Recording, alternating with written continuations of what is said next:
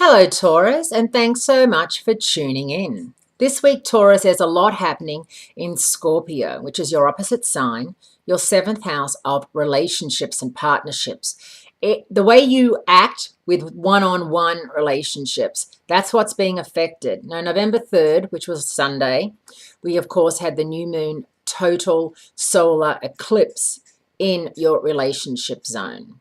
And then this week, we have Mercury out of phase. The sun is in Scorpio. Mercury is out of phase in Scorpio. And Saturn, the planet of focus and discipline, is also in Scorpio. So there's a lot of heavy hitters hanging out in that opposite sign.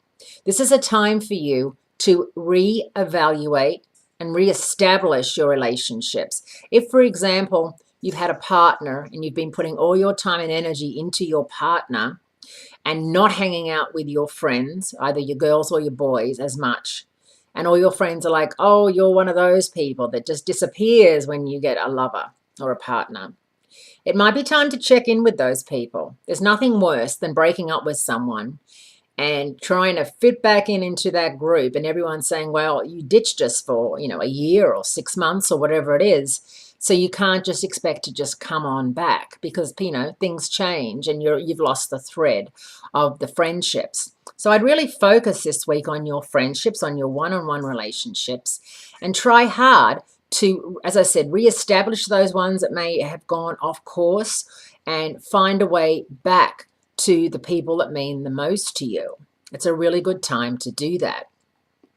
Now, once again, that new moon total solar eclipse was quite the happening cosmically and quite the time for many of you when you really realized who was on your side and who isn't, and what you need to do to filter out those people who maybe aren't such a great influence on you, who aren't doing their bit as a friend, who aren't going to be there for you when you need them. Mercury retrograde is a good time to ponder and to research and review and rethink and reprioritize. It's also a good time for you to avoid starting anything new and focus on the old things that need fixing and tweaking. That's why Mercury comes along 3 times a year, just to give us that little extra time to refocus.